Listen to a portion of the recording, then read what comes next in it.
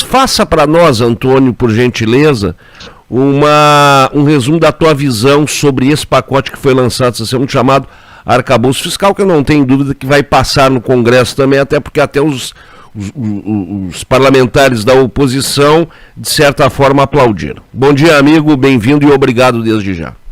Bom dia, Alex, bom dia a todos os ouvintes do Conexão Rural, que bom estar aqui com vocês novamente. Quero dar também um dia muito especial ao Zé Carlos Pires, que falava agora antes de mim, antecedia, está aqui conosco ainda.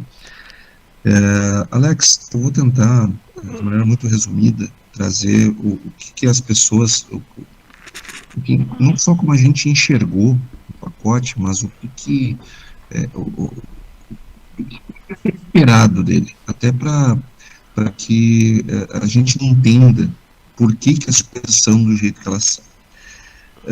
Alex, em primeiro lugar, nós temos que entender o seguinte: o ministro Fernando Haddad, ele está num fogo cruzado. É difícil estar na posição dele. Isso é importante as pessoas entenderem. Porque o que acontece? O Fernando Haddad está num ministério que é bastante técnico, que tem um corpo técnico de excelência e que sabe o que tem que ser feito do ponto de vista da ciência, do ponto de vista técnico. Só que, de outro lado, nós temos demandas do governo, do PT, do partido em particular, que são absolutamente contrárias àquilo que se deve fazer, àquilo que os livros mandam fazer. Não é por menos que o presidente Lula, duas semanas atrás, ele sugeriu que os livros de economia deveriam ser substituídos. Devemos mudar os livros de economia. Eu acho que nós podemos mudar também no da física. Eu acho que seria bom, sabe, que eu tenho um sonho muito grande de voar, sabe, mas sem nenhum equipamento, só assim, só abanando os braços mesmo. Eu vou me sentir mais seguro. Tu já é o homem da luz. Se tu voar, eu vou te dizer uma coisa. Aí vira um super-homem. É o Ícaro da luz. Esse meu desejo veio justamente porque a minha infância ela foi construída vendo o filme do super-homem, né? Quebrei um braço fazendo essas coisas. Eu também já fiz isso. É dolorido, mas fica na memória da gente isso aí. É verdade. Então, vamos, quem sabe, também mudar as leis da física, as leis da química, vamos mudar as leis da Terra, para ver se, de repente, a gente tem uma vida melhor. Não é assim que se resolve as coisas, mas, infelizmente, uma boa parte do governo e do partido do Fernando Haddad, do presidente Lula, do PT, eles acreditam em coisas como, por exemplo, digamos que sou eu que vou administrar as contas do Alex nos próximos 4 anos. Então me dá para cá esse cheque especial dele, me dá para cá esse cartão de crédito, me dá para cá o talão de cheque, me dá aqui todos os limites que ele tem de todas as linhas de crédito que ele consegue acessar, porque eu vou fazer o Alex enriquecer. Eu vou usar todo esse crédito que ele tem e ele vai ficar rico.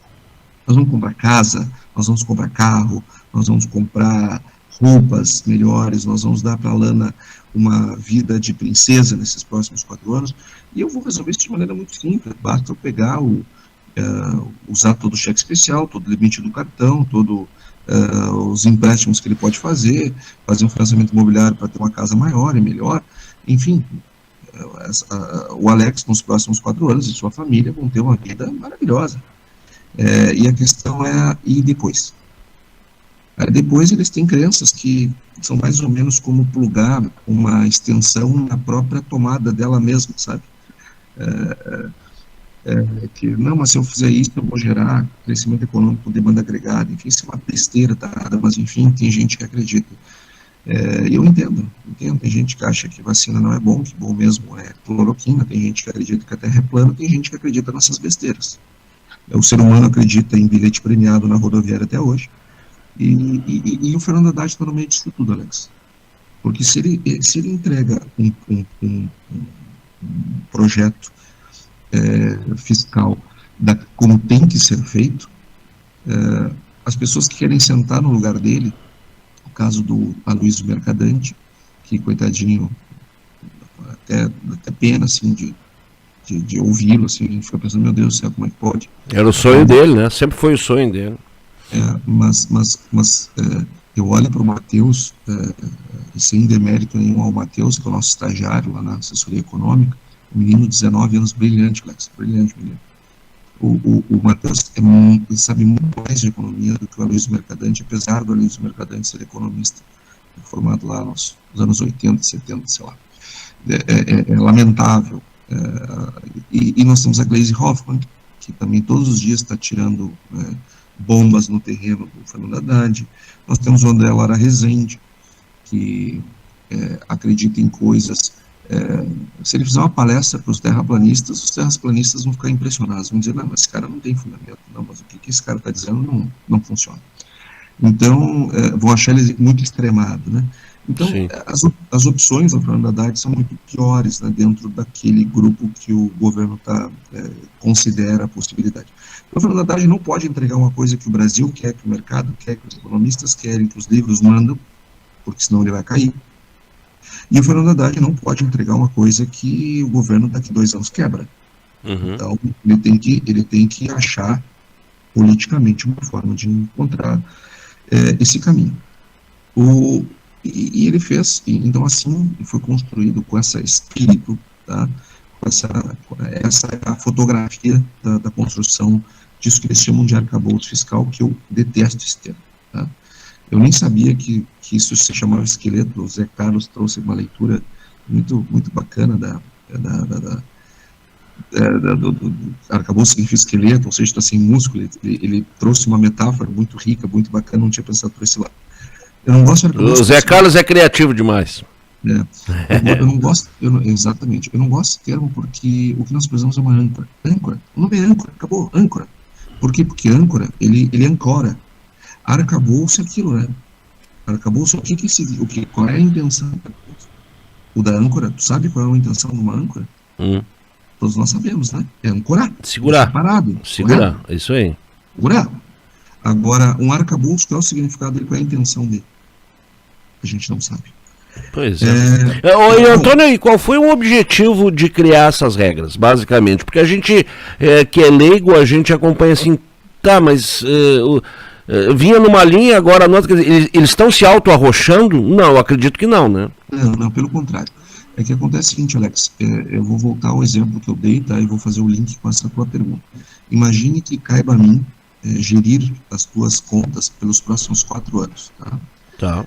Se eu sair tomando todo o teu cheque especial, todo o teu limite do cartão de crédito, todos os limites de crédito que tu tens, no primeiro ano tu vai viver uma vida de rico, tu vai achar o máximo, para mim, eu estou muito feliz, mas ano que vem tu tá quebrado, tu tá morto, tu tá ferrado, tu tá fora do jogo. Tu vai levar 20 anos, 30 anos para te recuperar do estrago que eu sou capaz de te fazer. É por isso que o mercado, ele exige dos governantes regras fiscais, para que justamente isso não aconteça, certo? Então, o objetivo, hoje nós estamos sem regra fiscal, não tem nenhuma. Então, qual é o objetivo do governo ao entregar essa regra? Sinalizar para o mercado, olha, nós vamos cumprir essa regra aqui. Ou seja, a partir de agora o governo tem uma regra. Só que é uma regra, então, daquilo que eu disse, né, do ambiente, da verdade, eu acho que nós temos que aplaudir, eu acho que é um esforço político muito grande.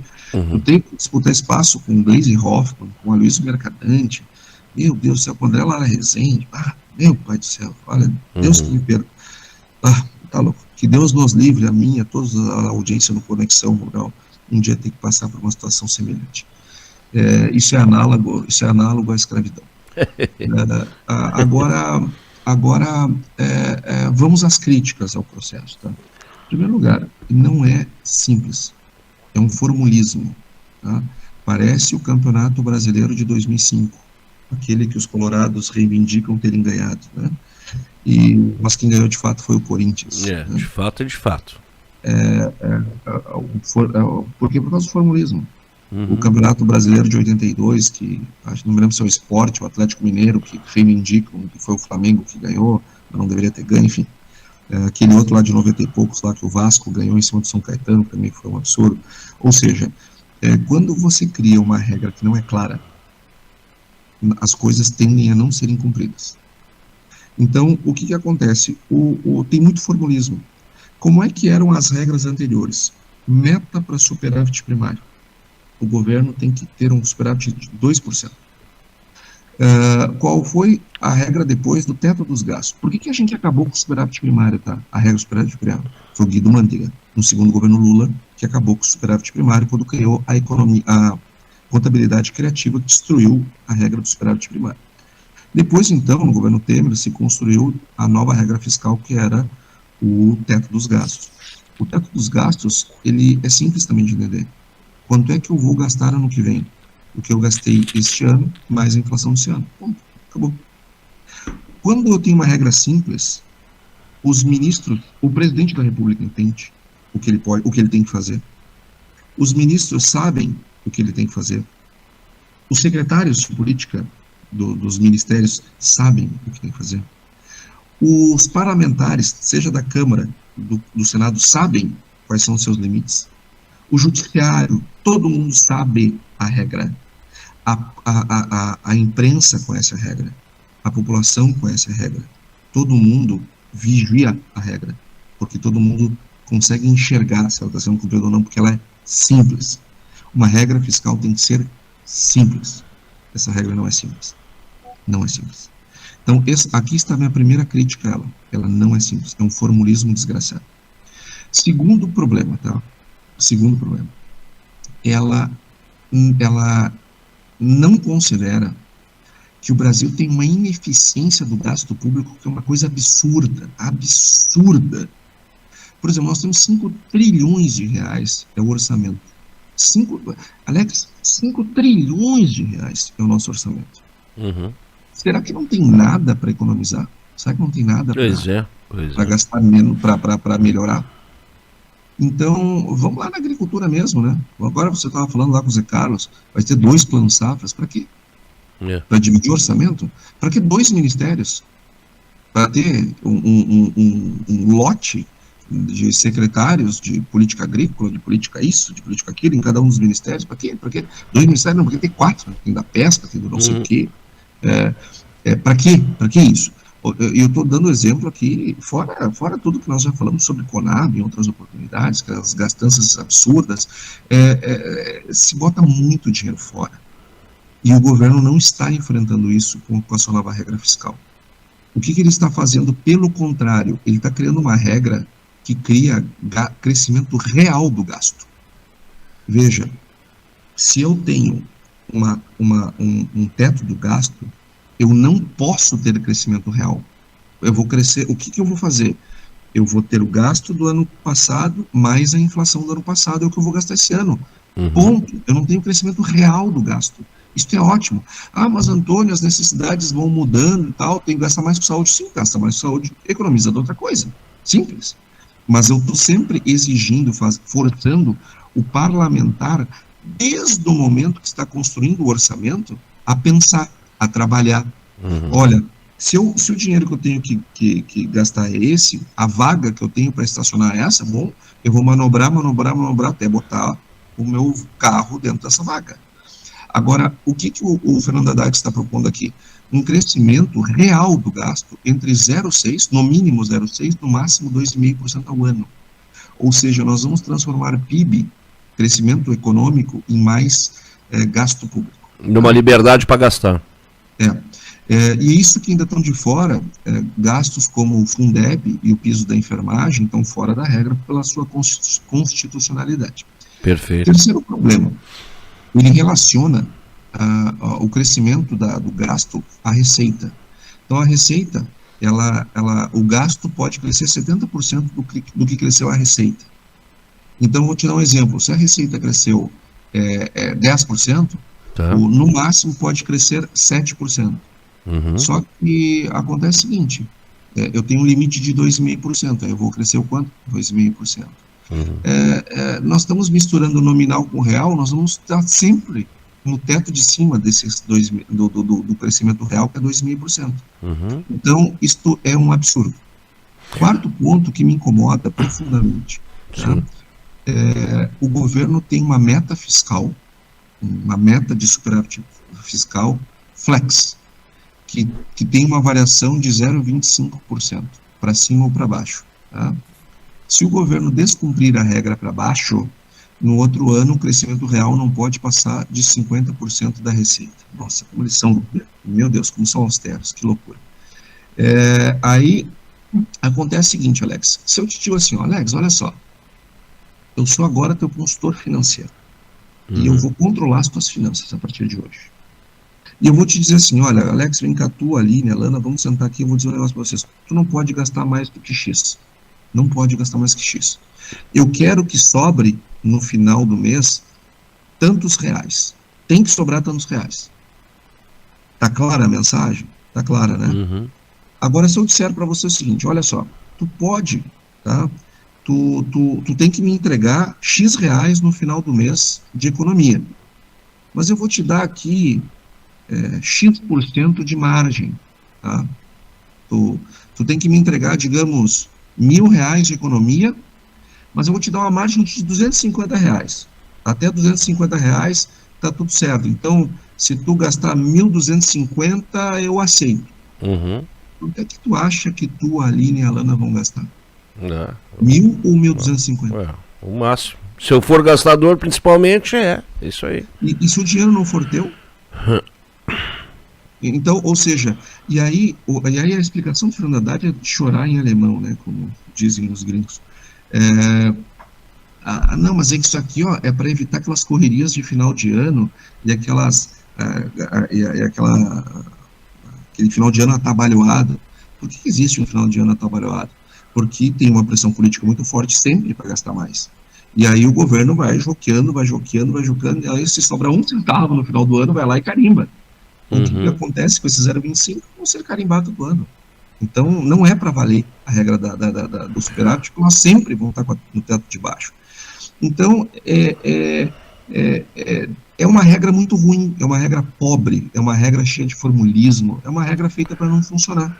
Antônio, o que me preocupou de tudo isso aí, e eu acho que aqueles que ficaram mais antenados também, é quando o governo diz o seguinte, olha, nós vamos trabalhar com uma meta de superávit, ou seja, que o governo chegue no fim com mais arrecadação. Isso seria impossível agora em 2023, ou muito difícil pelo menos. Não tem como. E se trabalha com... até foi dado um exemplo de que o déficit me corrija se eu estiver errado, Antônio, de 200 bilhões por ano, né?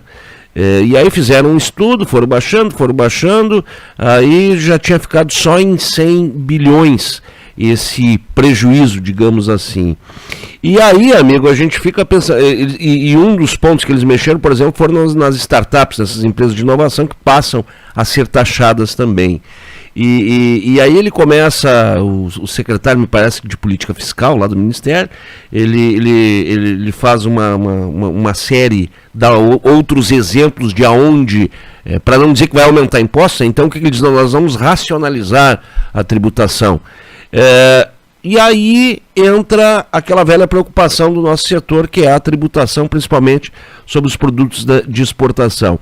Abre-se a brecha para isso aí, Antônio, quais são as chances de isso acontecer, as chances de daqui a pouco os produtores brasileiros sofrerem do mesmo mal que sofrem hoje os produtores argentinos? Porque eles vão ter que tirar dinheiro de algum lugar, né? Alex, vamos lá. Em primeiro lugar, só deixa eu recuperar um ponto, tá? De algo que eu falei, que deveria ter dito lá no início. Realmente eu repito, tá, que não tem almoço grátis. Essa frase é do Milton Friedman, tá? Eu tenho uma admiração imensa. É um grande economista, Milton Friedman, um dos maiores da história. Imagina o seguinte, uma coisa que eu não falei, tá? Se eu disse que o gasto não pode crescer mais do que 70% da receita, aqui não diz como é que pode crescer essa receita, né? Pode ser por crescimento econômico, pode ser por aumento de carga, por aumento de impostos. Então, se eu aumento a carga tributária, se eu aumento a arrecadação, eu já contrato mais gastos para o ano seguinte. Claro, né? Perfeito, automático. Perfeito. E governar assim é muito fácil, Alex, muito fácil. É muito fácil. Aí é a mesma coisa de eu dizer para ti, Alex, se tu, ao invés de gerir as tuas contas, as geri-las, eu vou te dar uma vida muito melhor. Só que eu vou te endividar, vou pegar teu cheque especial, vou pegar teu cartão de crédito, vou torrar. Bom, o primeiro ano vai ser fantástico. O problema é o resto, né? O problema é o futuro. Então, pode sim aumentar a carga tributária, deve aumentar a carga tributária. O que tu está te referindo, né, na tributação, nos games e startups e etc., isso veio daquela proposta que ninguém fala mais, que foi apresentada dia 12 de janeiro. Lembra que o Fernando Haddad apresentou um pacote de ajuste fiscal? Ninguém fala mais daquilo. Por quê? Porque aquilo é um absurdo. Aquilo era um absurdo completo. E aí, então, lembra que tinha lá a mudança no CARF, tinha uma série de coisas. E agora ninguém vai falar naquilo. Por quê? Porque aquilo simplesmente ruiu. Esse plano que está sendo proposto, ele é absurdamente ruim. Ele é ruim. Nós precisamos botar freio nos gastos públicos, porque quem paga a conta somos nós e as gerações futuras, à medida que a gente aumenta o gasto. E dizer para as pessoas, não, mas para aí, nós vamos ter previsibilidade no crescimento do endividamento. Óbvio que isso é bom, só que nós não podemos ter crescimento do endividamento. Eu não posso me conformar com isso. E, Alex, aqui eu vou dizer um negócio também que me incomodou demais, tá? Eu estou muito incomodado. Eu até fiz um vídeo, botei lá no YouTube falando sobre isso, explicando e mostrando. A apresentação feita pelos secretários, ela é ridícula. Vocês me perdoem o termo, mas ela é ridícula. Ridícula. Porque puxa vida, nós estamos todos os dias lá dizendo para os nossos estagiários na Farsul, um gráfico mente. Um gráfico, se tu quiser mentir com um gráfico, tu mente. Se tu quiser mentir com estatística, tu mente. Inclusive tem um livro que fala sobre isso, do Daniel Huff, que é Como Mentir com Estatística. Tá? Então a gente tem que ter muito cuidado para não mentir, para não criar uma ilusão nas pessoas, porque um gráfico tem que falar sozinho. Então o título tem que ser claro, e o gráfico tem que ser autoexplicativo. Se tu olhares, e eu convido a todos, todo mundo recebeu nos seus grupos do WhatsApp o arcabouço fiscal. Olhe, abra aquele PDF, e entre lá na página 3, onde tem um gráfico da receita líquida e da despesa total, e cada pontinho tem um resultado primário de cada ano. Em primeiro lugar, o título, Política Fiscal, União, 1997 a 2010, em percentual, ano a ano. Percentual anual do quê? Percentual anual do quê? Uma pessoa não passa num trabalho de conclusão de curso com um título desses, tá? Não passa. E aí vem o seguinte, se tu olhares a cada um daqueles pontinhos, tu vai ver que aqueles pontinhos não fazem sentido. Eles por exemplo, eles caem, o ponto cai, mas o número é maior do que o número anterior. Isso é uma fraude. Isto foi feito para botar uns pontinhos dentro das bandas e mostrar que tem controle, que sabe o que está fazendo. Essa é a mensagem que tu passa. Olha que eu tenho bandas e as coisas estão equilibradas. Tu passa esta mensagem. Porque isto é uma mentira. Olhem o gráfico, me digam como é possível uma bolinha cair e o número ser maior do que o anterior. Então, tem coisas assim absurdas nessa proposta, que nós vamos trabalhar, Alex, para que ela seja melhorada no Congresso, porque, como eu disse lá no início, encerro como comecei, alguma regra tem que ter. A mensagem que nos traz é o seguinte, é um pouco confuso, um pouco atabalhoado, não dá para comemorar nada, porque não tem nada o que se comemorar. Muito pelo contrário, o governo abre aí uma porta, e se tu me permite esse resumo bem simplista, Antônio, o governo abre a porta para poder gastar mais. Em via de regra, esses são os elementos desse pacote, anunciado com muita polpa, diga-se de passagem, e é típico do atual governo. Como tu disseste naquele encontro que tu veio aqui no sindicato, nós teremos um plano safra, será anunciado com toda a pompa, com todo o brilho, mas enfim, o dinheiro que é bom não vai vir. Antônio, quero te agradecer muito, meu irmão. Que lugar bonito tu tá aí no fundo, aí com árvores, não vejo. Onde é que tu tá, Antônio? Eu tô no fundo de casa. Tá bonito aí, hein? Poxa, tá bonito, um belo cenário. Dá um abraço pro Enzo aí e na Eliandra por mim aí, e desejo a vocês um bom fim de semana. Antônio Clark Quente da Luz. Muito obrigado. O super-homem dos números. Para a família e para toda a nossa audiência aqui do Conexão Rádio. Grande abraço, amigo. A Fortral New Holland é uma empresa camaquense que atende a região da Costa Doce e Carbonífera, com máquinas e equipamentos desenvolvidos para aumentar a produtividade do produtor rural. Uma equipe em aperfeiçoamento constante, totalmente dedicada ao cliente, além de uma oficina especializada e peças e acessórios com a garantia New Holland. Fortral, a sua revenda New Holland com selo Blue Belt de qualidade. Fone WhatsApp 51 3692 9700, Avenida José Loureiro da Silva 1393.